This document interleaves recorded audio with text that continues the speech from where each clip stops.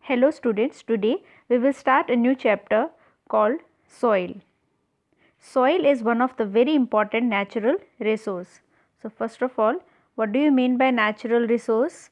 These are the gifts or the assets, or we can say the treasures given by the nature for us for our survival or for our existence. So our life is possible on the earth only because of the gifts or the resources given by the nature, and soil is one of those resources, very important for us, because if soil is there, then only agriculture is possible, and we all are aware of the fact that it provides food, clothing, shelter, etc.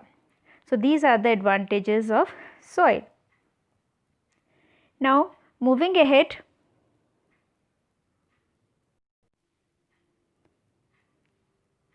now we will study about different components of the soil. If we see, soil is made up of gravel, sand, clay, water and humus. But for this activity you need one tumbler or a glass, and then you have to put a handful of soil and mix it with water. Stir it for some time and just leave it undisturbed for half an hour. Then you will see that all the components or the parts of the soil, they will settle down as per their weight. Like if it is gravel, the small pieces of stone, they will settle down to the bottom of the glass. Then above that there will be finer particle sand, then there will be very fine particle clay particle, then water will be there, and at the topmost there will be humus. Humus is nothing but the dead, decaying or the rotting dead matter in the soil, and because of this humus only the soil regains its nutrients. So it enriches the soil with its nutrients or the minerals. Now the next question is how the soil is formed. The soil is formed by the weathering of the rocks. Weathering of the rocks means breaking of bigger pieces of rock into smaller, then much smaller, and then finally over a period of time, or say over a long period of time, into the very fine particles. Then at the same time humus is continuously added to that weathered rocks, and this process is very slow and it takes many years for the soil to be formed, and there are many agencies by which there is breaking of the rock, means like because of the action of the wind, water, climate, then only the weathering is possible. What is weathering? Breaking of the rock into smaller, then finer pieces, and at the end humus is added to the soil. Now the next question is, what is soil profile? Vertical section of the soil where you can see all the layers of the soil is said to be the soil profile. If you see here, if you cut the soil vertically, we can see all the layers one by one, and this is usually found, we usually see the top surface of the soil, not the layer below it. If we look at the side of the recently dug ditch, if you see any ditch or the ditch or any pit, even in the construction sites or where the roads are being built, so there are many places where we can see the soil profile, we can see all the layers, distinct layers of the soil, and this is called soil profile. So soil has got many layers. Now we will study all the layers one by one, and we will also come to know what is the significance of every layer. Okay, so now let's come to the uppermost horizon, that is A horizon. The uppermost horizon is generally dark in color. It is dark brown in color. So why it is dark brown in color? Because this layer is rich in humus and mineral. If you see this layer, this one is rich in humus. What is humus? Rotten leaves, dead remains of organic matter, so that is humus, and because of this humus and the minerals which are also present, this layer is very fertile and very important for the growth of the plant.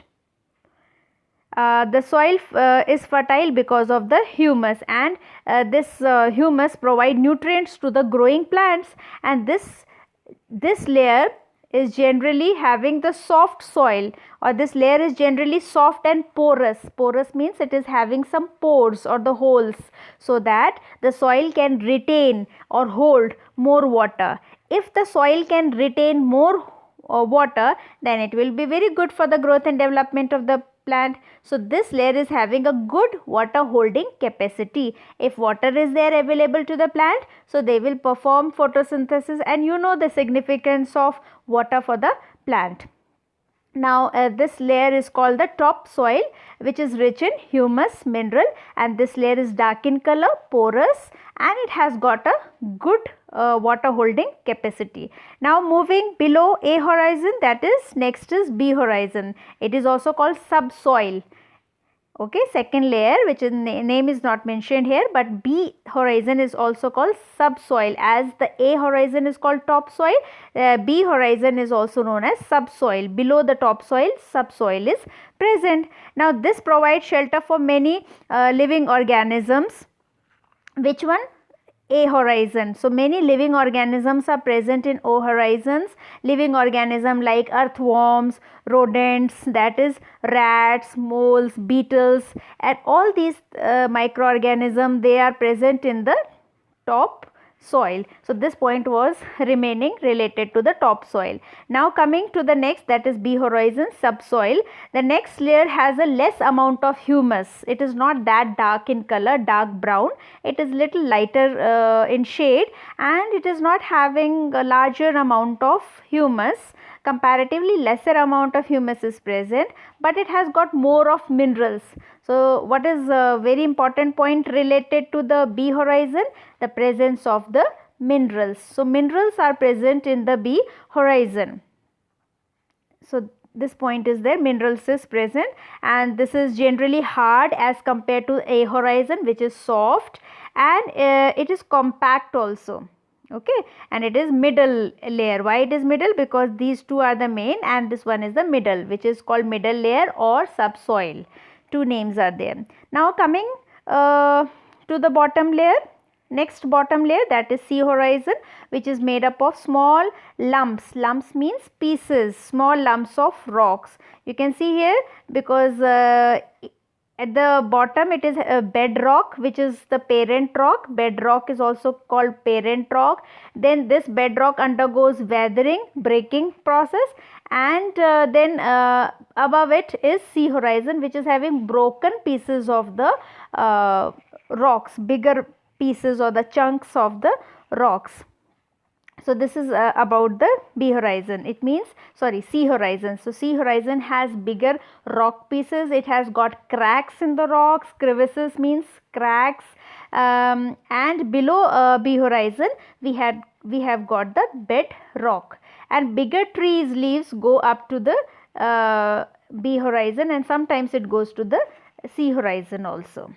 Thank you very much. This is all about soil profile, and read it. This is your homework to read the chapter. Thank you.